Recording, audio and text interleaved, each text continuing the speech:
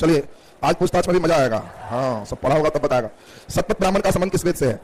शुक्ल यजुर्वेद। बैठ जाइए, बाकी लोग नहीं बोलना, सिर्फ इधर चलने दो। गोपथ ब्राह्मण का संबंध किससे है? फिर बताते क्या है, बताओ मत। चलो उधर भी विश्लेषक बैठा हुआ है, तुम्ही सब पूछ रहे हैं, बोर्ड पर बोलवाते हैं।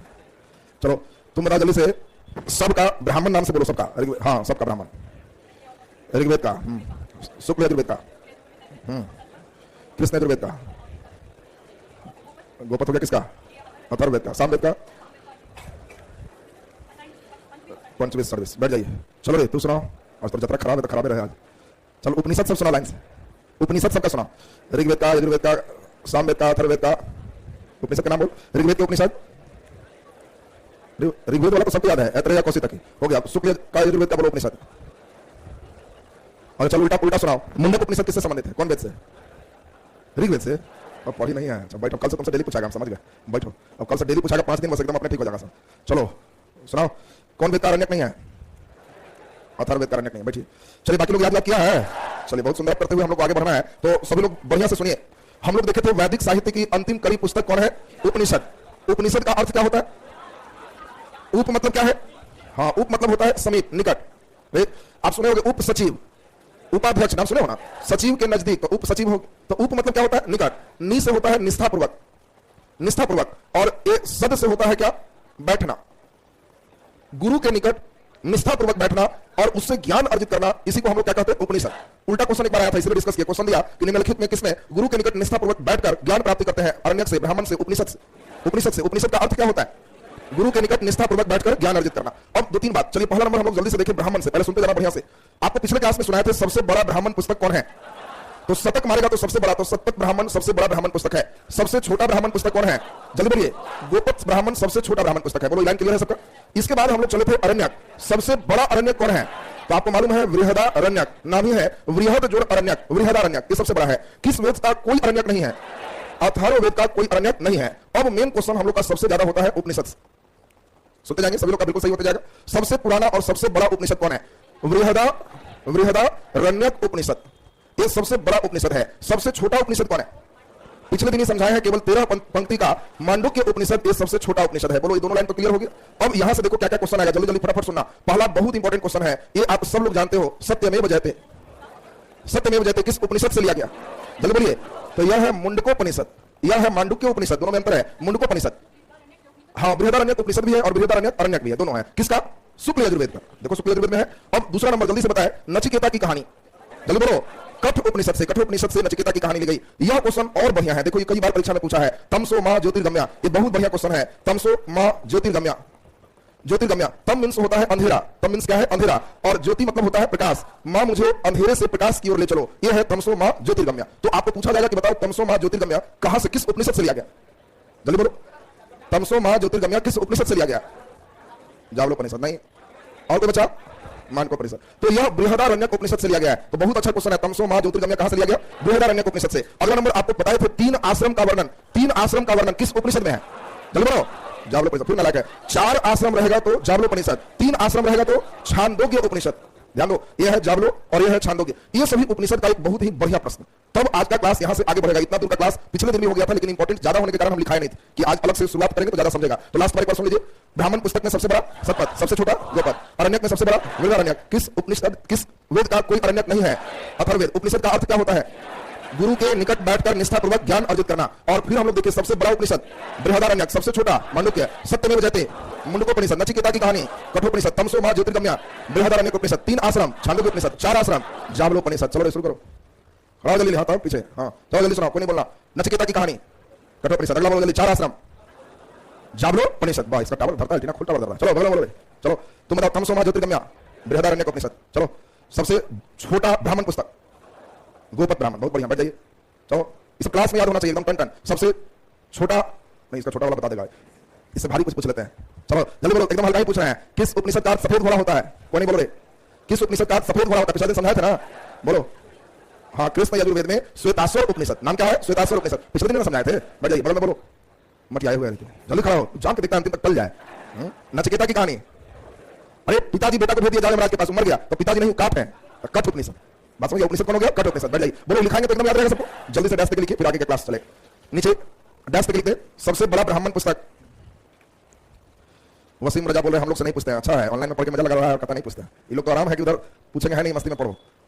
लिखा सब सबसे बड़ा ब्राह्मण पुस्तक, सबसे बड़ा ब्राह्मण पुस्तक बोलो कौन है?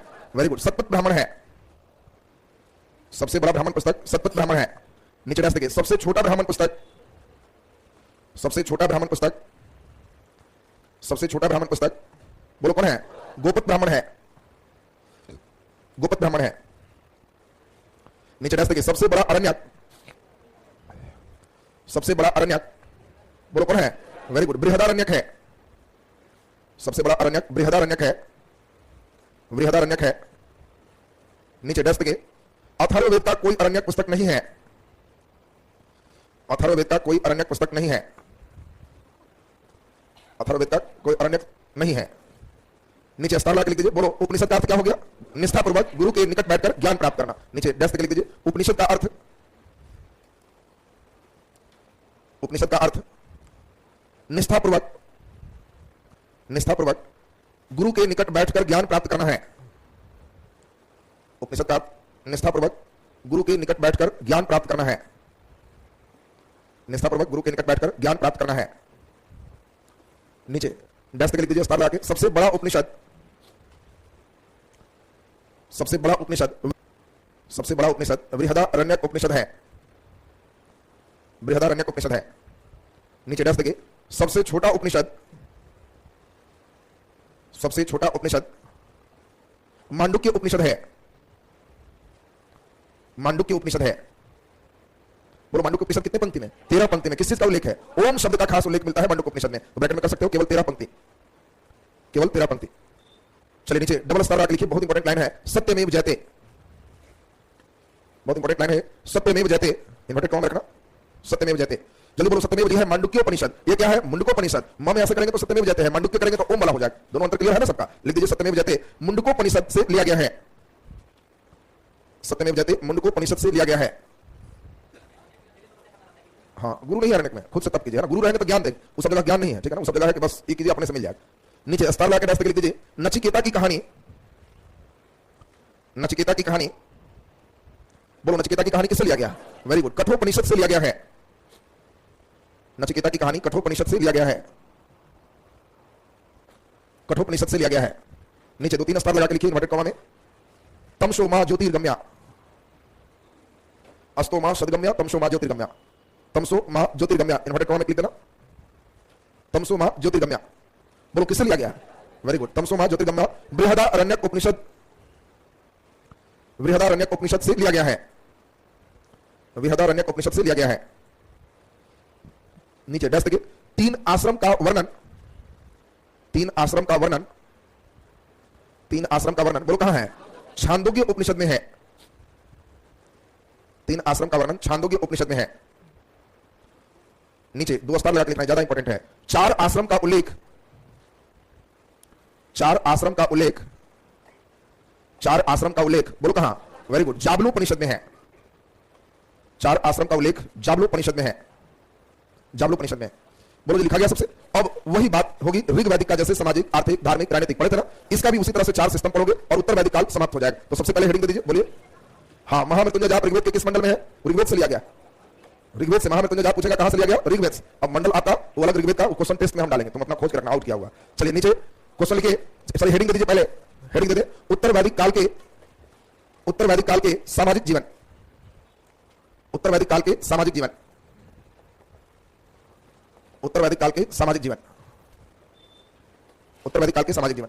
चलो सभी लोग का खूब ध्यान चाहिए, तो वो भार नहीं पड़ेगा, भार वाला काम खत्म हो गया। जिन बच्चों को वाला ठीक है ना, तो चक्कर से चटनी हो गया, क्योंकि अब तो पढ़ाएंगे और तुम्ही से पूछेंगे क्या निरंतर है, क्या परिवर्तन है। यहां से हिस्ट्री अब दूसरे रास्ते पे चले, और इस सबसे साइंटिफिक मार्ग, इस रास्ते में इतिहास पढ़ने में भार कम पड़े, अन्यथा इतिहास में तुमको लोड पड़ता है। अब देखो कितना आसान तुमको लगेगा। सबसे पहले सामाजिक जीवन में आप सभी बच्चों को कहें कि बताओ समाज मातृसत्तात्मक की पितृसत्तात्मक, तो बताओ ऋग वैदिक में कैसा था? पितृ, मातृ करता रहना लायक। ऋग वैदिक में पितृ, हड़प्पा में इसमें पितृ। तो ये तीनों लाइन की कंटिन्यूटी क्लियर है सबका? बहुत बढ़िया। जल्दी बताओ वर्ण व्यवस्था फिर 4 है, और चारों वर्ण कौन है?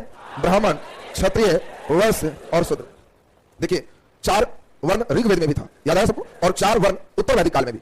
ये दोनों 4 वर्णों की निरंतरता, लेकिन परिवर्तन क्या है वो सुनो। तुमको केवल उधर और इधर में निरंतरता और परिवर्तन, बस इसको रीड करें। इससे पिछला पार्ट भी ठीक होगा, ये पार्ट भी ठीक होगा, फिर अगला चलेगा तो तीनों रीड करें, धीरे धीरे छठा पार्ट आते आते 6 रीड करें तो बस हो गया। अचानक मुस्कुराओगे कि बस एकदम से सीक्वेंस बन गया। अब जल्दी से ध्यान दो, 4 वर्णों की निरंतरता कायम है। परिवर्तन क्या है? ऋग्वैदिक काल में वर्ण व्यवस्था का आधार कर्म था, जैसा काम वैसा जात। वहीं उत्तर वैदिक काल में कर्म के स्थान पर जन्म बन गया, तो ये परिवर्तन होगी।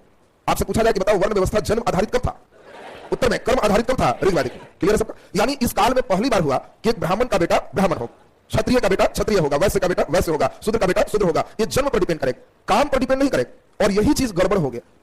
देखो गरीब अमीर सभी विश्व में, सभी देश में, लेकिन गरीब और अमीर कहीं भी है तो इसमें क्या है? एक गतिशीलता है। कभी भी गरीब व्यक्ति अमीर बन सकता है और कभी भी अमीर व्यक्ति गरीब बन सकता है। ये गतिशील है। एक गरीब के पास फिर करोड़ रुपए आ गए तो अमीर हो गए, अमीर के पास सब पैसा खत्म हो गया तो गरीब हो गए। लेकिन इसको सॉलिड कर दिया गया इंडिया में, जो दूसरे जगह नहीं था।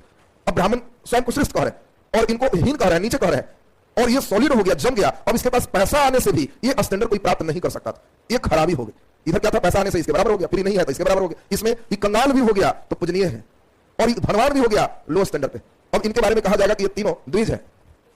द्विज मींस 2 बार जन्म लेने वाला। इसका मतलब क्या होता है? इस समय एक नया सिस्टम चलेगा, संस्कार व्यवस्था, और यज्ञ पवित्र का संस्कार होगा। यज्ञ पवित्र संस्कार समझते हो? हाँ, यज्ञ पवित्र संस्कार मतलब होता है जनेऊ संस्कार। जनेऊ वही लोग पहन सकते हैं जो द्विज हैं, कोडिंग हो गया। और द्विज ही जनेऊ धारण करेंगे, मतलब जो जनेऊ धारण करेंगे वही वेद पढ़ेंगे, क्योंकि वेद पढ़ने से पहले यज्ञ पवित्र संस्कार होते। अब जो व्यक्ति का यज्ञ पवित्र नहीं है, विद्या आरंभ हो जाएगा, पढ़ना है लेकिन वेद नहीं छूना, तो वेद छूने के पहले उनका जनेऊ धारण हो। जनेऊ कौन पहनेंगे? द्विज। तो क्या शूद्र को वेद पढ़ने का अधिकार है? नहीं। अप्रत्यक्ष रूप से इनका छीन लिया गया। इस समय कहा गया कि ब्रह्मा के मुख से ब्राह्मण का जन्म, ब्रह्मा के भुजा से क्षत्रिय का जन्म है, ब्रह्मा के जांग से वैश्य का जन्म है, और ब्रह्मा के तलवा से शूद्र का जन्म।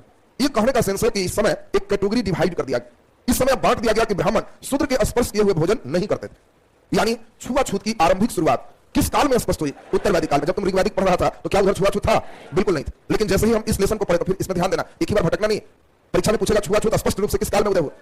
चलो बोलो, तो गलत आंसर है, महाजनपद आंसर हो। इसमें एक शब्द लगाया स्पष्ट रूप से, इस काल में थोड़ा बहुत है, अंदर अंदर। एक ही बार चमत्कार मत कर देना, भी बात ध्यान। इसमें हल्का, पिछला में कुछ नहीं, इसमें हल्का, और अगला काल में स्पष्ट है। तो अब क्वेश्चन देगा, छुआछूत की भावना किस काल में उभर कर सामने आई? बोलो, उत्तर वैदिक उभर कर सामने आई, आ गया। किस काल में स्पष्ट रूप से आया? महाजनपद। दोनों आंसर में देखो अंतर। तो इस काल में छुआछूत जम के है कि हल्का? हल्का एंट्री है, जम के एंट्री नहीं। केवल ब्राह्मण शूद्र से स्पर्श किए हुए भोजन नहीं करते। तो अब बताइए, जाति व्यवस्था तो धीरे धीरे टाइट हो गई। जाति व्यवस्था कर दिया गया, जो जिस जाति के हैं उनका संतान उसी जाति के होंगे। धीरे धीरे इसमें टाइट कर दिया गया विवाह सिस्टम, अपने ही जाति में विवाह करना है। और विवाह के भी प्रकार अगले लेसन में पढ़ाएंगे, 8 डिजाइन हो। उसमें कोई इधर पढ़ेंगे जिसको जाति कहते हैं, वर्णों से इधर उधर होंगे तब जाति बनेगी। वर्ण और जाति में क्या अंतर हो गया? वर्ण एक खास प्रकार की क्रिया का पहचान है। वर्ण का मतलब कोई कहता है कि हम क्षत्रिय है तो उसके क्रियाकलाप युद्ध से संबंधित है, लड़ाई से संबंधित है। वैसे है तो क्रियाकलाप दुकानदार से संबंधित हो गया। देखो गांधी जी ने इसका वर्ण का समर्थन किया कि एक अच्छी बात है, कोई लड़के पढ़ रहे हो उससे बढ़िया वर्ण व्यवस्था के अनुकूल रहेगा तो उसको कभी दिक्कत नहीं होगा। लोहार, एक उसके काम है लोहा से संबंधित। सुनार, उसका काम है सोना से संबंधित। तो उसका जो बच्चा जन्म लेगा तो बचपन से ही उसने उस एक्टिविटी को देखा, उसने सोना परखना अच्छा से देखा है। अगर स्वर्णकार का बच्चा है, लोहार का बच्चा घर में, तो वो लोहा का हथौड़ी बचपन के खेलने कूदने की उम्र में ही टांग के फेंका है, तो वो जितना बढ़िया हथौड़ी चलाएगा दूसरे एंट्री मार के उतना बढ़िया नहीं चला सकता। और इसी कारण से वर्ण बनाया गया कि किसी खास काम में स्पेशलाइज हो जाए, जिसको जो वर्ग दिया जाए उसमें एकदम स्पेशल हो जाए कि हम तो जन्म लिया काम देख रहे हैं, उसमें विशेषज्ञ बनेगा और उस विशेषज्ञ से उनके रोजगार की समस्या हल हो जाए, क्योंकि उस काम में स्पेशल है, उसको कभी रोजगार का दिक्कत नहीं। इधर उधर एंट्री मारेगा तो रोजगार का फिर भटकाव होगा, फिर जिस काम को रखेगा जीरो से सीखना पड़ेगा। तो ऐसी कई पॉइंट्स तुम देखोगे तो वहां तुम्हें लगेगा कि वो ये तो बिल्कुल अलग तरह की विचार है और इसमें कोई बड़ा छोटा नहीं रखना। तुम्हारे बॉडी में सबसे इंपॉर्टेंट अंग कौन है? आंख, कान, नाक, जीभ कौन है? तो फिर एक को नहीं बोलो, सब मिल करके बॉडी बना। मैं सही कह रहा था दांत हम नहीं चलाएंगे तो भूखे मर जाओ, जीभ कह रहा था कि हम इधर नहीं करेंगे तो चलाओगे कहां से, नाक कह रहा था सांस नहीं लेंगे तो ऐसे ही मर जाओ, आंख कह रहा था दिख रहे हैं तो तुम कर रहे हो सब चीज, सब अपने में ही लगे। तब बताओ किसी एक को हटा दोगे तो शरीर को नुकसान होगा। उसी प्रकार से सभी वर्ग मिला के, सभी वर्ग मिला के पूरा समाज एक बॉडी है और सब मिलेगा तो चलेगा। उसमें कोई कहे कि ना कि हम महान हैं तो गड़बड़ होगी, इसी में कोई कहे हम महान है तो वो जातिवाद है, वो गड़बड़ होगा। इसको हम लोग कहे कि वो खराब सिस्टम हो गया। तो खैर अभी हम लोग ये देखें कि निरंतरता क्या रही, 4 वर्ण का परिवर्तन क्या हो गया, कर्म हटा के जन्म हो गया। इस काल में फिर परिवर्तन क्या हुआ, छुआछूत उभर करके आया। क्या स्पष्ट आया? नहीं। तो कितनी बात क्लियर है सबका? जल्दी से लिखते चलेंगे हम लोग करके, नीचे डैश लिख दीजिए। उत्तर वैदिक काल में, उत्तर वैदिक काल में समाज पितृसत्तात्मक था।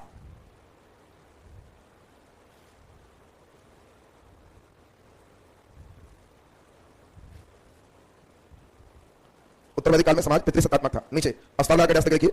उत्तर वैदिक काल में, उत्तर वैदिक काल में वर्ण व्यवस्था का आधार, वर्ण व्यवस्था का आधार कर्म से हटाकर जन्म हो गया।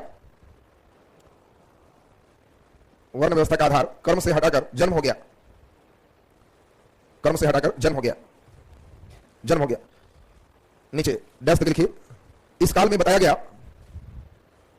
इस काल में बताया गया कि ब्राह्मण का जन्म कि ब्राह्मण का जन्म ब्रह्मा के मुख से, कौमा क्षत्रिय का जन्म, ब्रह्मा की भुजा से, कौमा वैश्य का जन्म, ब्रह्मा के जांग से, और शूद्र का जन्म,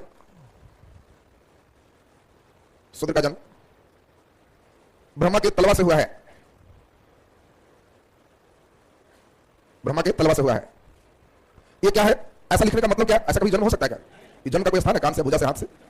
ऐसा जन्म हो सकता है? नहीं। फिर ये क्या है? वर्णों का एक श्रेणी क्रम है, कौन ऊपर है कौन नीचे। बात समझो, ये जो लाइन लिखे हो ये वर्णों का श्रेणी क्रम दर्शाता है कि सबसे ऊपर में कौन है? ब्राह्मण, फिर भुजा से कौन है? क्षत्रिय, जांग से कौन है? वैश्य, और तलवा से कौन है? शूद्र। ये सीरीज वाइज एक जस्ट सजाया हुआ विचारधारा।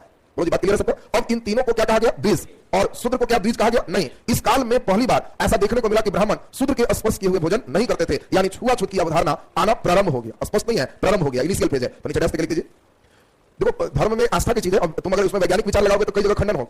एक बच्चा पूछा कि सर भुजा से जन्म कैसे हो, तो दोनों बात है। तुमको अगर लग रहा है कि नहीं जन्म होगा तो आस्था नहीं है, अगर तुमको लग रहा है कि जन्म होगा, तुम ही बताओ, एक वृक्ष के किसी डाल से पेड़ बन सकता है कि नहीं? कहीं से बन सकता है कि नहीं? फिर इसका एक और ब्रांच से बन सकता है कि नहीं? बन सकता। तो उनका विचार उसी टाइप का हुआ, वो उसी टाइप के वृक्ष हुए। जब ईश्वरी है तो कुछ भी कर सकते। तो एक हुआ जिनको पॉजिटिव मानना, नेगेटिव वाले लोग बैठ करके अपना एंटीना लगाएंगे कि हो ही नहीं सकता। तुम गणेश जी को देखा है? अरे गणेश भगवान को देखा है? उनका सर काट के किनका सिर लगा हुआ? हाथी। अच्छा तुम ही बताओ, कोई हाथी सिर काटेंगे और फिर लगाएंगे तो उसका सिर ऊपर जाएगा ना? सीधा कैसे होगा? सीधा कैसे होगा जी? तुम बताओ, गणेश जी का सिर यहाँ से कटा, ठीक है भाई, यहाँ से कट गया, और हाथी का सिर जो है आधा से कट गया, तो जब हम सेट करेंगे तो ऊपर में सेट होगा। ऐसे कैसे सेट हो गया जी? सूर्य इधर कैसे आ जाएगा? कैसे? अच्छा ये बताओ, यहाँ से सेट कर गया, चलो मान लिया, अब हाथी का इधर से कट गया, तो ऐसे अगर आएगा भी तो इस सेक्शन में कैसे सेट करेगा? यहाँ से कटा है तो ऐसे ना सेट होगा, सूर्य ऊपर आना चाहिए, तो ऐसे कैसे आ गया? और ऐसा लगा इधर आ गया, तो गर्दन में कटा हुआ था। अच्छा दूसरा विचार है, चलिए खैर ध्यान दो, उधर भी हम लोग पहुंचेंगे तो हम दोनों विचार पाएंगे। ये तुमको भी वैज्ञानिक विचार दिए, तुमको लगा कि वही फर्स्ट जुड़ गया, तुम अगर ध्यान से हाथी बगल में रखना, गणेश जी को रख लेना, आप सोच रहा काट के सेट करने, अगर काटेंगे सेट करेंगे तो क्या सेट हो पाएगा? ऐसे तो आंसर आएगा हाँ कि ना। ना, फिर हम लोग आगे सेट कर भी देंगे। हम तुमको दोनों विचार ना करेंगे, हम लोग दोनों करेंगे, खाली ना वाला करोगे तो नास्तिक बन जाएगा। तो इसलिए हाँ वाला भी करेंगे, तुम्हारे पास दोनों लॉजिक होना चाहिए। तो खैर अब सुनिए, तो इस बात को जल्दी से नोट कीजिए। नीचे डैश लिखे, नीचे स्टार लगा के डैश लिखो, ब्राह्मण, कौमा क्षत्रिय और वैश्य, ब्राह्मण, क्षत्रिय और वैश्य को द्विज माना गया। द्विज माने दो बार जन्म लेने वाला, जिनको जनेऊ धारण होता है दो बार जन्म लेते हैं। क्यों? वेद पढ़ते हैं, इनको केवल छाट दिया गया। ब्राह्मण, क्षत्रिय और वैश्य को द्विज माना गया। अभी तो हल्के माना गया ना, आगे पाठ आते आते बहुत गुप्त काल आते क्या होगा? इन्हीं लोग को किताब लिखना रहेगा। तो हम कैसे बोलते कि धरती का सर्वश्रेष्ठ हम ही है, सिद्ध भी कर लिए। तो इसी तरह इन लोग अपना ही किताब लिखेंगे और उसी किताब में अपना ही लिखना है। तो कहेंगे कि वैसे तुलसी का एक छोटा पत्ता लो, बड़ा पत्ता लो, सब तुलसी। उसी तरह ब्राह्मण का छोटा बच्चा लो, बड़ा बच्चा लो, पढ़े चाहे मत, ब्राह्मण है, कुछ नहीं है। इस काल में यहां तक होगा कि 80 वर्ष के क्षत्रिय, 2 वर्ष के ब्राह्मण उनसे श्रेष्ठ। मतलब कोई बच्चा अगर 3 साल का है ब्राह्मण है और कोई 80 साल का बूढ़ा व्यक्ति है, तो बूढ़ा व्यक्ति को उस छोटा को प्रणाम करना, कि छोटा उनको करे। मनुस्मृति हम लोग चले तो आगे गुप्त काल आते आते पूरी उनके उल्लेख व्याख्या हम लोग सुनेंगे। तो इस काल की व्याख्या से आपको स्पष्ट होगा विचार। तो हम लोग सारे, हम तुम्हारे अंदर कोई ना इधर का देंगे ना उधर का देंगे, जो एक्चुअल है वो डालेंगे और जहां बैलेंस है वहां छोड़वाएंगे, तो उससे सही हो। तुमको हम कई बात ऐसा बोलेंगे क्योंकि तुम कई बार होता क्या ना, व्हाट्सएप पर केवल कलंगी सुनता, दूसरा पार्ट सुनता ही नहीं। तो तुमको दोनों पार्ट सुने रहोगे तो तुम एक बैलेंस समझ करोगे कि हाँ ये चीज ठीक ठाक है, आधा ही सुने थे और आंसर बराबर इसका पॉजिटिव में ही है। दोनों हम लोग करेंगे इसमें। तो चलिए नीचे डैश देके ब्राह्मण, क्षत्रिय, वैश्य और शूद्र को द्विज माना गया। नीचे स्टार लगाओ और डैश देके लिखो, बहुत इंपॉर्टेंट लाइन है। स्टार लगा के डैश देके लिखिए, उत्तर वैदिक काल में छूत की अवधारणा विकसित हुआ। छुआछूत की अवधारणा विकसित हुआ। इस काल में ब्राह्मण शूद्र द्वारा स्पर्श किए भोजन नहीं करते थे। इस काल में ब्राह्मण शूद्र द्वारा स्पर्श किए भोजन नहीं करते थे। चलिए नीचे हेडिंग दे दो, महिलाओं की स्थिति। आप सभी को याद होगा, उधर भी महिला की स्थिति पढ़े थे, इधर भी हम लोग पढ़ेंगे महिलाओं की स्थिति।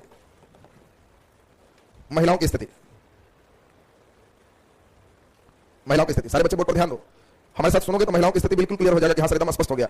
आपको पिछला ऋग्वैदिक को भी ध्यान रखना है, दोनों लेसन रिवाइज करोगे। इस काल में भी महिलाओं को पढ़ने लिखने का अधिकार है, और जब महिलाएं पढ़ेंगी लिखेंगी तो विद्वान भी बनेगी। तो इस काल में भी कई विदुषी महिला हैं। उधर की विदुषी महिला ऋग्वैदिक काल का याद है आपको, अपाला, घोषा, अपर्णा, ये सब याद है सबको।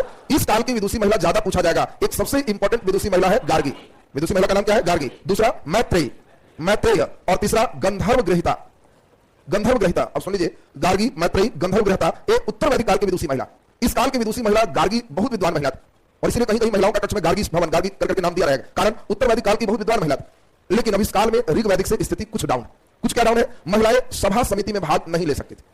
याद होगा, ऋग वैदिक में सभा समिति में महिलाएं भाग ले सकती थी। उत्तर वैदिक में है कि राज दरबार में नहीं जाओ, बाकी बाहर घूम सकते हो, राजा के पास नहीं जाना। तो सभा समिति में भाग लेने से इनको रोक लगा दिया गया। दूसरा, इस काल की विदुषी महिला है भी तो पुरुष के समानांतर माना गया कि महिलाओं को उतना ज्ञान नहीं मिलेगा। जैसे एक उल्लेख है, एक बहुत विद्वान व्यक्ति थे, इनका नाम था याज्ञवल्क्य। व्यक्ति का नाम क्या है? याज्ञवल्क्य। अब किसी एक मुद्दे पर याज्ञवल्क्य और गार्गी इन दोनों में डिबेट होगी, इन दोनों में डिबेट हो गया। याज्ञवल्क्य कह रहा है ऐसे होगा और गार्गी समझा रही है कि ऐसे होगा, और पूरे पब्लिक लोग डिबेट देख रहे थे। धीरे धीरे गार्गी ही इसमें जब जीतने लगी तो याज्ञवल्क्य बहुत गुस्सा में आता, कहता है सिर फोड़ देंगे, महिलाओं चुप रहो। ये एक लाइन से हम लोग को समझ लेना है कि महिलाओं की स्थिति ऋग्वैदिक जैसा नहीं। देखो हम लोग को लाइन से ही समझना होगा कि वो ये लाइन है। अब तुमको केवल कहेंगे इस चैप्टर में इंद्र ने उषा देवी से लड़ा राजस्थान, और इंद्र ने उषा देवी के रथ के पहिए को चकनाचूर कर दी। ये लाइन काफी है कि महिलाओं की स्थिति डाउन होगी। नहीं तो मॉडर्न अभी जितना देवी चल रही है, पुरुष देवता हारेंगे नहीं, हारे पुरुष देवता ही हारेंगे, महिला देवी नहीं हारेगी। उधर का ही रथ का चक्कर टूट जाएगा, इधर बैलेंस रहे। लेकिन इस काल के कुछ लाइन बताएंगे जिससे तुमको लगेगा स्थितियां कुछ डाउन है। तो आपसे ध्यान रखना है गार्गी का संवाद किसके साथ है? याज्ञवल्क्य के साथ। अगला नंबर देखो, इस काल में महिलाओं को वो सभी जितने भी खराबी था इस काल में भी नहीं है, निरंतरता कायम है। जैसे क्या इस काल में पर्दा प्रथा है? नहीं। सती प्रथा है? नहीं। बाल विवाह है? नहीं। जैसे उधर नहीं था इधर भी नहीं। क्या इस समय विधवाओं का विवाह हो सकता है? तो यस हो सकता है। क्या इस काल में विधवाओं का नियोग का अधिकार है? तो है। इस काल में भी वो सभी अधिकार हैं। इस काल में भी कोई महिला है तो उनको अपने पति चुनने का अधिकार है कि नहीं? तो है इस काल में भी। तो ले देके ये सभी अच्छाइयां जो ऋग्वैदिक काल में था वो उत्तरवैदिक काल में भी बना रहा। लेकिन क्या सब वही है कि डिक्लाइन है? थोड़ा डिक्लाइन है। डिक्लाइन का एक तो हम लोग देख लिया कि महिला बाहर सभा समिति में नहीं जा सकती। दूसरी बात, अब एक पुस्तक है मैत्रायणी संहिता। मैत्रायणी संहिता सारे बच्चे समझ रहे होंगे, देख लिया अभी? तुम बता दो ये मैत्रायणी संहिता किस वेद से संबंधित है? तुमने बता रहा है? कैसे बोल? अरे मित्र, कृष्ण यजुर्वेद। कितना लेट से कवर करता है बजा, मित्र वाला तैतरीय वाला से बताया था ना जी। तो कृष्ण यजुर्वेद से संबंधित है मैत्रायणी संहिता। और इस काल में मैत्रायणी संहिता क्या कह रहा है उसको सुनो। मैत्रायणी संहिता में वर्णन किया गया है कि तीन ही चीज सबसे खराब चीज, एक है मदिरा शराब, और दूसरा है पासा, और तीसरा कोई और नहीं महिला। तो महिला, अब देखो मैत्रायणी संहिता में महिलाओं की तुलना किससे की गई है? मदिरा और पासा से की गई है। मतलब लेवल ऋग्वैदिक वाला है कि डाउन हो गया? डाउन हो गया। जब हम ऐतरेय ब्राह्मण की बात करें तो इसमें कहा गया कि पुत्री समस्त दुखों का कारण है। ध्यान दीजिए, उत्तरवैदिक काल में डिक्लाइनेशन चल रहा है। कुछ लाइन हम लोग देख रहे हैं और उसमें देख रहे हैं समस्त दुखों का कारण उनको बताया गया। तो ये हम लोग जो देख रहे हैं इस काल के ये सब डिक्लाइनेशन के वर्ड हो गए। बाकी अब देखो कई नए चीज इस काल में आए जो पहले से नहीं थी। जैसे एक सबसे इंपॉर्टेंट चीज आया गोत्र की अवधारणा, जिसको तुम गोतिया कहते हो ना, इसको शुद्ध नाम में क्या बोलते हैं? गोत्र। और गोत्र की अवधारणा किस काल में आई? तो ये उत्तरवैदिक काल में आई। गोत्र क्या होता है? गोत्र का मतलब क्या है? एक ही मूल पुरुष से उत्पन्न व्यक्ति। गोत्र का अर्थ क्या है? एक ही मूल पुरुष से उत्पन्न व्यक्ति। जैसे मान लो कि तुम्हारे पिताजी एक खास गोत्र के हो गए, मान लो उनका गोत्र ऋषि मुनि के नाम पर होता था। ऋषि मुनि जाते थे और कान में कहते थे, मान लो सौंडल्य ऋषि आए और उन्होंने कान में कहा कि तुम अपने बेटा को सौंडल्य गोत्र बता देना। अब वो व्यक्ति, उनके 4 बेटे हुए, चारों बेटा जब बड़ा हुआ तो कहा कि गोत्र में सौंडल्य बोलना। अब कोई दिल्ली गया, कोई बम्बई गया, कोई कलकत्ता गया, लेकिन गोत्र में सौंडल्य बोल रहा है। अब उनके 5-5 सबके किसी का 3-3 बेटा हुआ, सब समझाए गोत्र में सौंडल्य बोलना। धीरे धीरे हजारों वर्ष बाद उनके काफी ब्रांच हो गए। अब कोई कहीं है तो गोत्र में सौंडल्य बोल रहा है। तो मिला जुला के अगर सौंडल्य गोत्र कोई कहीं बोल रहा है तो काफी वर्ष पहले इनका मूल पुरुष एक ही था, और इसीलिए उसको कहते हैं कि वो एक गोत्र हो। बोलो गोत्र का अर्थ क्या होता है? एक ही मूल पुरुष से उत्पन्न व्यक्ति। आप लोग भी जिस मुकाम पर आ गए हो गार्जियन गोत्र समझा रहे होंगे कि कभी शादी मुश्किल हो जाता है। कौन गोत्र है ये उससे पूछा जाता है। हिंदू धर्म में सबसे बड़ी खराबी यही है। हिंदू धर्म में सबसे बड़ी खराबी है, धर्मांतर में इस सब बहुत दिक्कत से आते हैं। तुम चाहोगे मुस्लिम बनना, बन जाओ, तंग नहीं कोई करेगा। ईसाई बनना, बन जाओ, कोई तंग नहीं करेगा। लेकिन कोई मुस्लिम या ईसाई अगर हिंदू बन जाए, एकदम स्वच्छ श्रद्धा से बन जाए और कहे भी कि हम हिंदू हैं, तो उनको आदमी तंग करेगा। इधर आओ, हिंदू है, कौन जात? बेचारा जात कहां से लाएगा? अगर कुछ ले भी आया तो फिर दागेगा गोत्र का नाम बोलो। ऐसा नहीं बोलेगा तो कहेगा डुप्लीकेट। बोलो बात समझ में आ रहा है ना? तो सब छांटने का देखो उपाय। बाकी अब सुनिए, गोत्र का अर्थ क्या होता है जल्दी बोलिए? एक ही मूल पुरुष से उत्पन्न व्यक्ति। अब सुनिए, शादी विवाह कई जाति ऐसे हैं हिंदू धर्म में जो समान गोत्र में करते हैं। गोत्र मिल जाता है तो वहां विवाह होगा। कई जाति ऐसे हैं जो समान गोत्र में नहीं करते। उनका कहना है समान गोत्र होगा तो एक ही मूल पुरुष है तो रिश्ते में भाई बहन जैसे हो गए, और इसलिए समान गोत्र होगा तो उसमें विवाह नहीं करेंगे क्योंकि मूल पुरुष से किया है, दूसरे गोत्र में विवाह किया जाए। कई जातियों में कहना है कि नहीं, गोत्र समान होगा तो विचार समान हो, और समान गोत्र में विवाह करेंगे तो विचार समान होने के कारण वहां लड़कियों को परेशानी कम होगी क्योंकि एक ही विचार के लोग हैं, एडजस्टमेंट आसान होगा। विपरीत गोत्र होगा तो 2 एल्टी का आदमी और सेटिंग में उसको भारी समस्या हो सकती है। तो दोनों तरह के विचार तुमको समाज में देखने को मिलेगा। कुछ जाति कहेंगे समान गोत्र, कुछ कहेंगे नहीं गोत्र चेंज होना चाहिए। तो अब तुमसे ऑब्जेक्टिव आएगा गोत्र की अवधारणा किस काल में आई? चलिए बोलिए उत्तरवैदिक। इस काल में ऋण की भी अवधारणा आई कि आपके पास 3 ऋण है, 3 कर्ज है, 3 कर्ज है। अब जल्दी बताओ 3 ही कर्ज है, इसमें कौन कर्ज नहीं होगा? एक को हम कहें देव ऋण, दूसरा को हम कहें ऋषि ऋण, तीसरा को हम कहें मातृ ऋण, चौथा को हम कहें पितृ ऋण। 3 ही ऋण है, तो इसमें कौन वाला ऋण नहीं है? बोलो मातृ।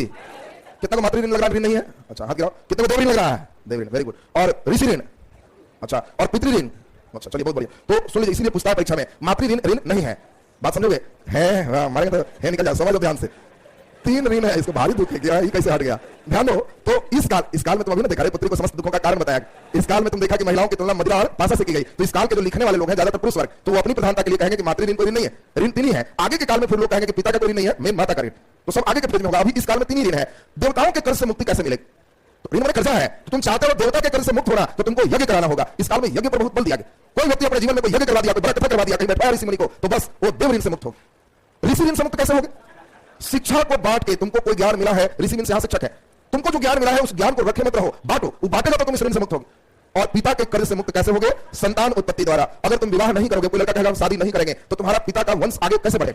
अब पिता के वंश को तुमने आगे कैरी ऑन कर दिया, तो तुम उस वंश को आगे बढ़ा दिया, तो पितृ ऋण से मुक्ति मिल गया। इस काल की विचार किया, यानी वंश को आगे बढ़ा के पितृ ऋण से मुक्ति, शिक्षा को आगे बढ़ा के ऋषि ऋण से मुक्ति, और यज्ञ करके देव ऋण से मुक्ति। नेक्स्ट सुने, उत्तरवैदिक काल में ही पहली बार संस्कार व्यवस्था है। देखो इस काल में बहुत सारी नई चीज है जो ऋग्वैदिक में नहीं है। इस काल में आया कि व्यक्तियों के संस्कार होने चाहिए और इसके लिए कुल 16 संस्कारों का प्रावधान किया। इसमें कहा गया कि एकदम पूरे 16 संस्कार बच्चे गर्भ में जब है उसी समय गर्भधारण संस्कार से लेके जन्म होता है तो उसका संस्कार अलग होगा, नाम रखागा तो नामकरण संस्कार होगा, ये नहीं कैसे टिंकू चिंकू पिंकू कर दी। एक अलग से पूजा पाठ होगा, उनका नाम देखा जाएगा कौन सा नाम उचित होगा, वो नामकरण संस्कार होगा। पहली बार वो अनाज खा रहा है तो अन्न प्राशन संस्कार होगा, उसमें भी उसके पहला वाले दिन अनाज दिया जाएगा। पहली बार बाल कटवाया जाएगा तो चूड़ा मन संस्कार होगा। तुम लोग कई लोग का गांव में देखा हो, लड़का भी है बड़े बड़े चोटियां, क्या भाई तो इसका मुंडन माना हुआ है, इसे सुना है ना। तो वो एक संस्कार के 16 संस्कार में एक संस्कार कि जिस समय मुंडन होगा बैंड बाजा बजेंगे, महिलाएं गीत गाएंगी, पारंपरिक तरीके से लोग बैठेंगे और तब बेचारा वो रोएगा, बाकी लोग हंसेंगे, बाल चला जाएगा। देखा है ना सर जी। तो ये मुंडन संस्कार हो गया, उसको चूड़ामन संस्कार कहते हैं। धीरे धीरे जब वो व्यक्ति जैसे ही बड़ा होगा तब उसके विद्यारंभ संस्कार होंगे, खल्ली पकाया जाए, विद्या शुरू हो गया, तब विद्या जो सीख जाएगा उपनयन संस्कार होगा, जनेऊ धारण करेगा, तब जनेऊ धारण करेगा, तब वेदारंभ संस्कार होगा, तब वेद पढ़ेगा। विद्यारंभ और वेदारंभ में अंतर है, विद्यारंभ माने कख गग और वेदारंभ माने डायरेक्ट वेद पढ़ना शुरू करेगा। और वेदारंभ के पहले कौन संस्कार है? योगो पवित्र संस्कार, और योगो पवित्र का मतलब जनेऊ धारण संस्कार। इस सब करते करते 15वां संस्कार है विवाह संस्कार। मतलब अगर कोई व्यक्ति का विवाह हो रहा है तो 15 संस्कार पूरे हो गए हैं, खाली 16वां दाह संस्कार बचेगा। बोलो ये बात समझ गया? बाकी सुन लीजिए, जीवन फास्ट होने के कारण पहले सारे संस्कार के एज लिमिट होते थे, जीवन व्यवस्था फास्ट होने के कारण कई लोगों का बीच वाला संस्कार नहीं हो और अचानक शादी का डेट पड़ गया। तो शादी का डेट पड़ने के बाद तुम जो बीच में गैपिंग देखते हो ना कि आज जनेऊ है, मड़वा है, फलाना, ये जो कार्ड में 4-5 दिन का गैप है, वो गैप का मतलब है कि बाकी 15 के पहले वाले संस्कार का क्रैश कोर्स होगा। बोलो ये बात समझ में आया तुमको? जिनका पहले से इधर है उनको वहां नहीं है, जिनका नहीं है यहाँ पे क्रैश कोर्स चलता है। और सुपर क्रैश कोर्स अगर मंदिर में विवाह होगा तो सुपर क्रैश कोर्स है, एक के दिन में सब संस्कार धारा निकल जाए। तो अब ये संस्कार व्यवस्था कब आया? क्लियर है सबका? किस काल में संस्कार व्यवस्था है? उत्तरवैदिक काल। Very good. इसके बाद इसी काल में आश्रम व्यवस्था भी इसी काल में आया। ध्यान दीजिए, इस काल में कोई नई चीज है, अंतिम में एक बार जोड़ेंगे, सारा सीक्वेंस बने। छांदोग्य उपनिषद कहता है व्यक्ति के 3 आश्रम। फिर इसी काल के लास्ट होते होते जाबलोपनिषद कहता है कि व्यक्ति के कितने आश्रम है? 4। 3 में उसने एक जोड़ दी। और इसने इस जमाने में कहा कि एक व्यक्ति की औसत आयु 100 वर्ष है। उसमें लोग 100 वर्ष जीते थे, आजकल तो औसत आयु घट करके देखिए 65-66 पे चला गया। तो ध्यान दीजिए, तो 100 वर्ष एक व्यक्ति की औसत आयु, और उसे अपने आयु को 4 भागों में बांट देना चाहिए, मतलब 25-25 के फेज में जीना। पहला 25 वर्ष तक उस व्यक्ति को अपने ब्रह्मचर्य आश्रम का पालन करना है। दूसरा 26 साल से 50 साल तक गृहस्थ आश्रम का पालन करना है। 51 से 75 तक वानप्रस्थ आश्रम का पालन करना है। और 76 से 100 तक इस संन्यास। इस काल में इसीलिए तुम्हें समझोगे, इस समय बाल विवाह नहीं है, इस समय विवाह की उम्र 25 साल है, अभी वाले सरकारी उम्र से भी ज्यादा। इस समय कहा गया कि 25 वर्ष तक ब्रह्मचर्य का पालन करो। ब्रह्मचर्य समझते हो तुम? क्या ब्रह्मचर्य बने? सारे जाने को ब्रह्मचर्य हो गया ना लायक। ब्रह्मचर्य का मतलब होता है इंद्रियों पर नियंत्रण। इस समय जो भी व्यक्ति है, तुम्हारे पास जो भी इंद्रियां है उस पर तुम्हारा कंट्रोल होना चाहिए। जीव है वो भी तुम्हारा इंद्रिय है, कहीं कुछ छना रहा है, सुगंध आ रहा है, एकदम लग रहा है कि खींच दे, लेकिन ब्रह्मचर्य आश्रम एकदम खींचे कि नहीं, नियंत्रण नहीं खाएं। बात समझो? तो तुम्हारा ब्रह्मचर्य आश्रम का मतलब जो भी तुम्हारे पास इंद्रियां है उस पर नियंत्रण होना चाहिए, तुम्हारे अनुसार चलना चाहिए। और इसीलिए इस काल में लोग कहा गया अल्पाहारी विद्यार्थी, स्वान निद्रा, कुत्ता वाला नींद, बको ध्यानम, एकदम बगुला सा ध्यान, अल्पाहारी, एकदम कम भोजन, एकदम भोजन मिला भी है, टेस्टी भी है तो हल्का खींचे, और फिर लग रहा है खाए तो कहेंगे ब्रह्मचर्य आश्रम, इंद्रियों पर नियंत्रण छोड़ दो, अभी पढ़ना है। ये हुआ रे ब्रह्मचर्य। यहाँ लड़कन सब उल्टा के लिए है, ठास भोजना, गाढ़ी निद्रा, एकदम वहां स्वान निद्रा, कुत्ता का नींद, कोई ऐसे भी करे तो जग, यहाँ के सोए हुए टांग के कोई रूम चेंज भी कर दिया, सुबह का कौन लाया इधर, ये देखो उल्टा हो गया। तो ब्रह्मचर्य आश्रम का मतलब अब तुम लोग समझ गया होगा, इंद्रियों पर कंट्रोल। कितने साल तक? 25 साल जैसे ही हो गया विवाह साल, 26 से 50 जीवन का यह 25 साल भरपूर गृहस्थ आश्रम, मियां बीबी बच्चे। इस समय का आश्रम में मियां बीबी बच्चे का, इस समय तुम्हें सिर्फ आज भी अमूमन यही है, 25-26 के बाद तुमको देखते हो 30-31 होते होते कहेगा बस एक्सपायरी डेट, एग्जामिनेशन से कहेगा कि बस आउट, खत्म हो गया। इधर फिर अब तुम्हारा दूसरा आश्रम शुरू है गृहस्थ। इस समय पति पत्नी और बच्चे, बस ये 3 सबसे इंपॉर्टेंट। देखो फेज वाइज बदलते रहता है आदमी का वक्त। अभी कई लोग मोबाइल में लिखे होंगे लव यू मम्मी डैडी फलाना, अभी कई लोगों का इस तरह का स्टेटस होगा कि पैसा उधर से मिल रहा है, समझ लो। फिर वो चेंज होते रहता है, वो चेंज होते रहता है। एक बार एक बस वाला को कंडक्टर को गिरा हुआ पर्स मिला, और जब पर्स गिरा हुआ मिला तो पर्स पूछा किनका है, बहुत बुरा आदमी था, वो कहा मेरा पर्स, उसमें कुछ पैसे थे। कंडक्टर कहा कैसे माने कि तुम्हारा पर्स? वृद्ध व्यक्ति ने कहा उसमें देखो कृष्ण भगवान की फोटो हो, कृष्ण भगवान की फोटो होगी, देखा तो सही में। कंडक्टर लेकिन पूछा कि ये बताइए आपका कोई नहीं है जो कृष्ण भगवान का फोटो लगाए? तो कहा कि नहीं ऐसी बात नहीं है, जब हम बहुत छोटे थे तो मम्मी पापा का फोटो लगाते थे, जब कुछ बड़े हुए लगने लगा कि हम भी सुंदर है तो उनका भी रखे, लेकिन फिर मेरा वाला भी रहता था बड़ा सा। फिर जब शादी विवाह हो गया तो फिर मम्मी पापा वाला हटा दिया, हम लोग हस्बैंड वाइफ वाला एंट्री हो गई। फिर जब बच्चे हुए तो फिर धीरे धीरे हस्बैंड वाइफ और बच्चे का फोटो लगा, धीरे धीरे फिर हस्बैंड वाइफ भी हटाए, बच्चों का फोटो लगा कि यही मेरे घर का मेन भविष्य। और आज बच्चों का शादी विवाह सब हो गया, अब उन लोग हमसे नहीं पूछता है, नहीं बोलता है, तो अब लगता है किसका लगाए? यही सहारा है, कृष्ण का लगाया। तो बात समझिए, तो वक्त के अनुसार देखिए फोटो भी गैलरी में चेंज होते रहता है। तो कंडीशन यहां पर समझो आप। तो इस समय फोटो वाला सीन तुम समझ गया कितने साल तक? 50। 51 से 75 कहता है कि अब घूम लीजिए, ये वानप्रस्थ है, जंगल की ओर घूमना, जाना, ज्ञान बांटना, ये इस फेज में आपको करना। मतलब कोई लड़का परेशान हो कि हरिद्वार नहीं गए हैं और यहां घूमने नहीं गए तो अभी चुपचाप पढ़ो, अभी घूमने वाला उम्र नहीं, यहां कुछ घूमना है और बाकी घूमने के लिए 25 साल, जितना घूम सकता है वानप्रस्थ। जब 75 की उम्र हो जाए तो सन्यास, तिजोरी, चाबी सौंप दो सबकी, बाबू अब हमको कोई सबसे मतलब नहीं है, और डेली 76 के बाद बैठ के मनाओ, प्रभु ले चलिए, जिस दिन लेके चले जाए। बोलो संन्यास समझ में आया? तो आश्रम व्यवस्था किस काल में उठ आया? उत्तरवैदिक। और तुम लोग देख लिया कि उत्तरवैदिक काल में आश्रम व्यवस्था, संस्कार व्यवस्था, ऋण व्यवस्था, गोत्र की अवधारणा और बाकी महिलाओं की स्थिति, ये क्लियर है सबको? जल्दी जल्दी फटाफट लिखेंगे। हाँ बोलिए। सब आश्रम व्यवस्था महिलाओं और पुरुषों दोनों के लिए। यहाँ वानप्रस्थ का सेंस क्या है? ज्ञान बांटना। यहाँ जंगल जाना नहीं था, घूमना नहीं था, वानप्रस्थ मतलब लोग शिक्षा प्राप्त उधर ही करते थे, तपस्या। तो आपने जो सिखाया लोगों को सिखाइए 50 से 75 के फेज में, ठीक है? नीचे लिखिए ब्राह्मण नहीं है, द्विज को जरूर धारण हो। और द्विज का मतलब क्या हो गया? ब्राह्मण, क्षत्रिय एंड वैश्य, केवल शूद्र छठा। हाँ, उसको 16 संस्कार में शूद्र को जनेऊ धारण संस्कार नहीं होगा, उस शूद्र को जो है वेद आरंभ संस्कार नहीं होगा, बाकी संस्कार कर सकते हैं। उनको कुछ संस्कार जो बीच के लिए केवल है नहीं करना, ठीक है ना। नीचे डैश के लिए उत्तर वैदिक काल में महिलाओं को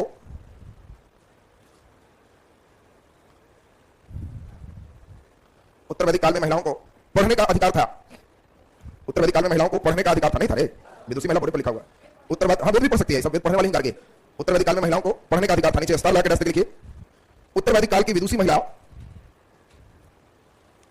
उत्तर वैदिक काल की विदुषी महिला गार्गी, मैत्रेयी, गंधर्व गृहीता थी।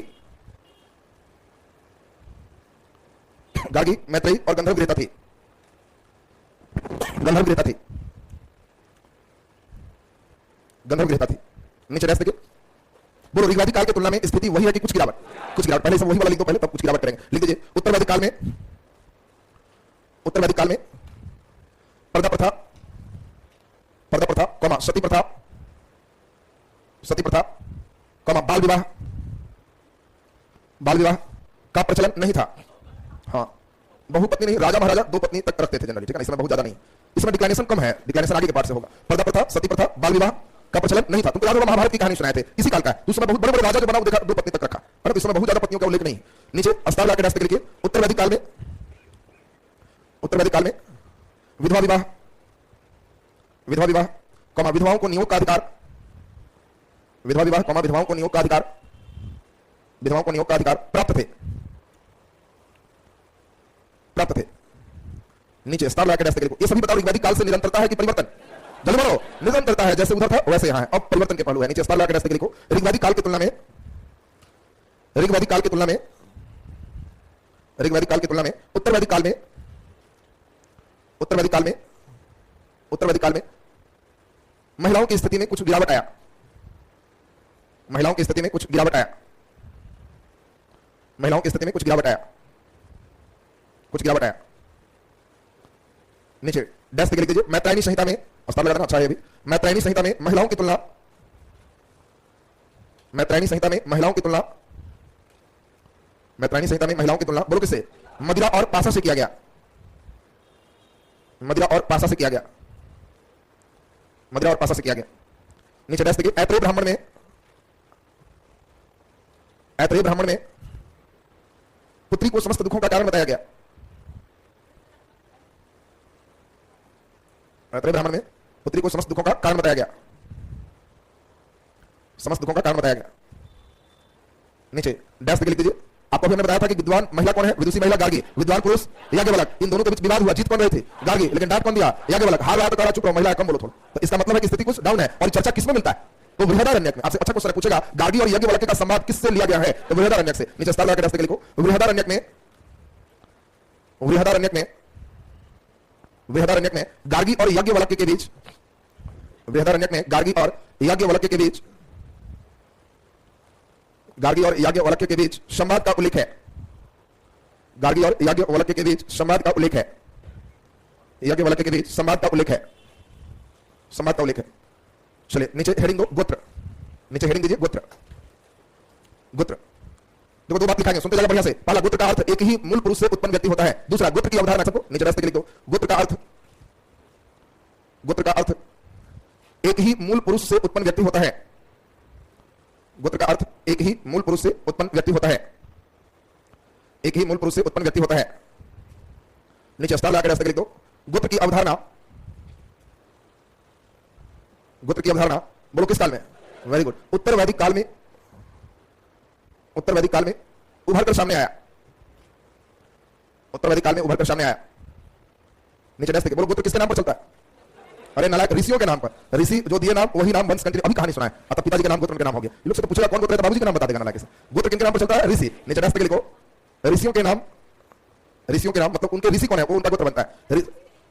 ऋषियों के नाम से गोत्र का नाम, ऋषियों के नाम से गोत्र का नाम पड़ता है, ऋषियों के नाम से गोत्र का नाम पड़ता है। मैंने समझा, सबसे मूल पुरुष के जो मेन ऋषि थे उनको कह दिया तो उनका गोत्र हो गया। कि तुम्हारा ऋषि चेंज तो गोत्र चेंज नहीं होगा, वो जो पड़ गया एक पुरुष का, उनके सभी वंश का वही कंटिन्यू चलेगा। बोलो क्लियर है सबका ना? चलिए, तो अब मतलब कोई बच्चा किसी गोत्र का है तो उस नाम को ठीक से पढ़ोगे तो किसी ऋषि का नाम। बोलो बात क्लियर है सबका ना? चलिए नीचे लिख दीजिए, ऋण। हेडिंग दो, ऋण, ऋण, कर्ज की बात चले, ऋण। नीचे डैश लिखिए, उत्तर वैदिक काल में 3 ऋण का उल्लेख है, उत्तर वैदिक काल में 3 ऋण का उल्लेख है,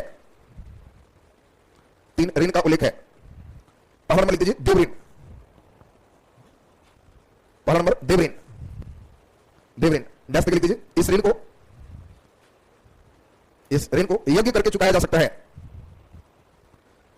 इस ऋण को यज्ञ करके चुकाया जा सकता है, यज्ञ करके चुकाया जा सकता है। दूसरा नंबर लिखो ऋषि ऋण, ऋषि ऋण डैश पे इस ऋण को शिक्षा बांटकर चुकाया जा सकता है, शिक्षा बांटकर चुकाया जा सकता है, शिक्षा बांटकर या ज्ञान बांटकर चुकाया जा सकता है। हाँ, बांट शिक्षा मतलब ज्ञान, ज्ञान को बांटना है आपको। ऋषि मतलब कौन है? ऋषि मतलब गुरु। उस समय तो गुरु नहीं होता था, ऋषि गुरु है। तो तुम्हें जो ज्ञान दिया उस ज्ञान को क्या करना है? बांटना है, दूसरे तक शेयर करो, तब इस ऋण से मुक्ति मिल जाएगी। नीचे अगला नंबर लिखिए पितृ ऋण। बोलो ये ऋण कैसे चुकेगा? जल्दी बोलो, बस लिख दीजिए पितृ ऋण। देखिए वंश को आगे बढ़ाकर इस ऋण को चुकाया जा सकता है, वंश को आगे बढ़ाकर इस ऋण को चुकाया जा सकता है, वंश को आगे बढ़ाकर इस ऋण को चुकाया जा सकता है। चलिए नीचे जल्दी से लिखो आश्रम व्यवस्था, हेडिंग दो आश्रम व्यवस्था, हेडिंग दीजिए आश्रम व्यवस्था। याद होते जा रहा है नहीं सब, बस सिंपल है, एक बार पढ़ोगे लगेगा एकदम आसान है, क्लियर हो गया। आश्रम व्यवस्था जल्दी बोलो। 3 आश्रम का उल्लेख छांदोग्य, 4 आश्रम का उल्लेख जाबलोपनिषद। तो नीचे दे दो छांदोग्य उपनिषद में, छांदोग्य उपनिषद में, छांदोग्य उपनिषद में खड़ा हो जाओ तुम। छांदोग्य उपनिषद का मतलब कौन वेद? यजुर्वेद, सामवेद। बैठ जाओ, छांदोग्य क्या होगा? सामवेद। लिख दीजिए छांदोग्य उपनिषद में 3 आश्रम, 3 आश्रम का तथा, छांदोग्य उपनिषद में 3 आश्रम का तथा जाबलोपनिषद में, जाबलोपनिषद में, जाबलोपनिषद का मतलब वेद बोलो, जल्दी बोलो, शुक्ल यजुर्वेद। जाबलोपनिषद में 4 आश्रम व्यवस्था का उल्लेख है, जाबलोपनिषद में 4 आश्रम व्यवस्था का उल्लेख है, 4 आश्रम व्यवस्था का उल्लेख है। 4 का नाम लिखो। पहला ब्रह्मचर्य आश्रम,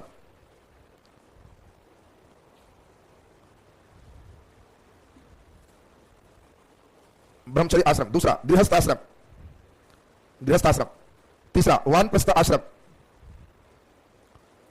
ना इसका जरूरत नहीं है, वानप्रस्थ आश्रम। और चौथा संन्यास आश्रम।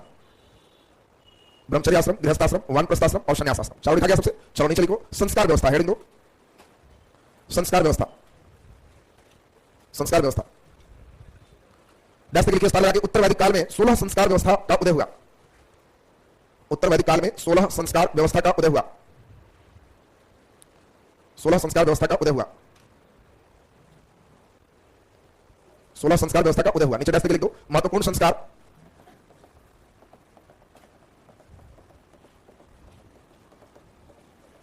नाम लिखते जाए। गर्भाधान संस्कार, नामकरण संस्कार, चूड़ामन संस्कार, चूड़ामन संस्कार, विद्यारंभ संस्कार, विद्यारंभ संस्कार, यज्ञोपवित्र संस्कार, यज्ञोपवित्र संस्कार, वेदारंभ संस्कार, वेदारंभ संस्कार, विवाह संस्कार और फिर पार लग जाएगा दाह संस्कार। जल्दी अर्थ बताओ। चूड़ामन का मतलब बोलो, मुंडन। चूड़ामन में क्या हो गया? मुंडन संस्कार। यज्ञोपवित्र बोलो, जनेऊ धारण संस्कार। जगोपवित्र के बाद ही वेद पढ़ सकते हो। वेदारंभ संस्कार, क्या जगोपवित्र सबको होगा? नहीं, केवल द्विज को होगा और केवल द्विज ही वेदारंभ करेंगे, बाकी विवाह सबका होगा, दाह संस्कार सबका होगा। हाँ, इसी का यज्ञोपवित्र का ही दूसरा नाम लिख दो, ये उपनयन संस्कार, इसी का नाम है उपनयन संस्कार, इसी का नाम है उपनयन संस्कार, उपनयन संस्कार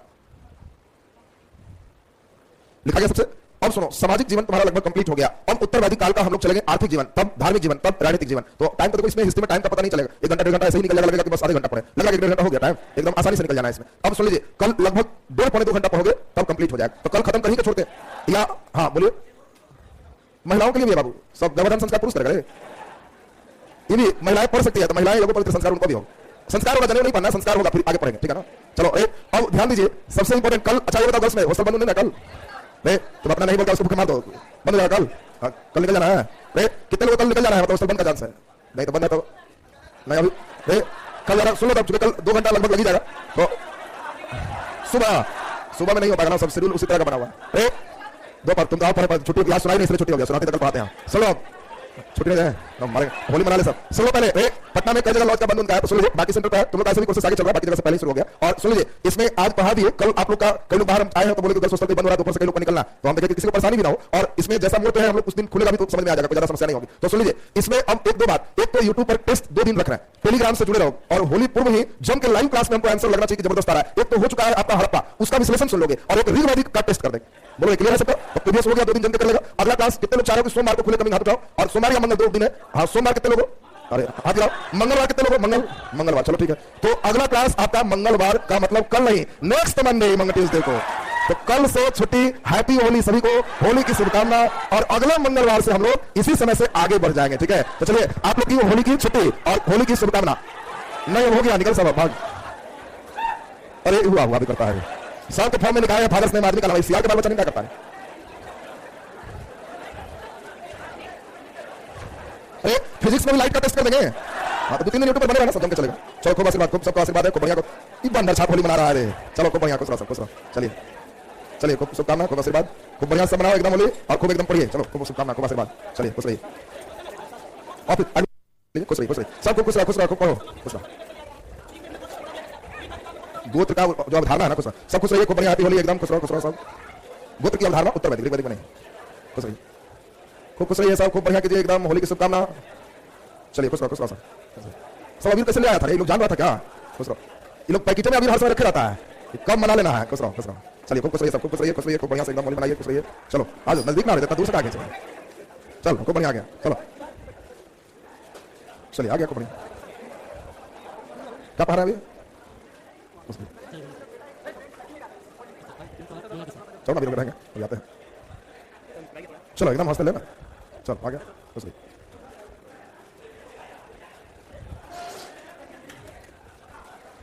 बस ज्यादा मत लगा रहे। चलिए आ जाइए। तो आपने खूब लगाया तो सेल्फी खींचने के लिए हमको भी लगा दिया तो। चलिए बहुत बढ़िया। चलिए आ गया सबका, चलते चलो।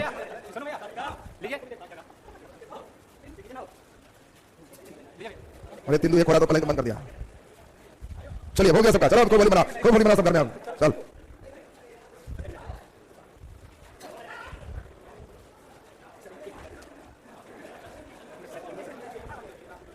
चलिए खूब बढ़िया आ गया। चलिए खूब आशीर्वाद है, खूब पढ़ो सबको बढ़िया से पढ़ो घर में। चलिए हो गया, निकलते चलिए सब। ठीक है चलिए, हैप्पी होली, खूब बढ़िया कीजिए। चलिए चलिए, तुम लोग पूरा अभी की तैयारी में था रे। हाँ लोग का पूर्वानुमान तगड़ा है इन लोग का। चलिए बहुत बढ़िया।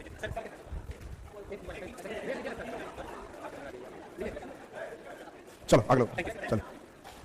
ओरिजिनल होली तो तू ही मनाया रे। हाँ सबके बदले सुध सही तो मना लिया है। चलिए बहुत बढ़िया भाई, थोड़ा सा चलो हो गया। चलिए खूब बढ़िया, खूब खुश रहो। चल खूब बढ़िया आ गया पढ़ो। अब जम के घर पर टेस्ट में एकदम जबरदस्त एकदम करता। मैं 10 लोग को दिक्कत है इसलिए छोड़ दी। अब किसी को खाना नहीं मिलेगा तो परेशान हो गया, हमारे पास रात में है ना।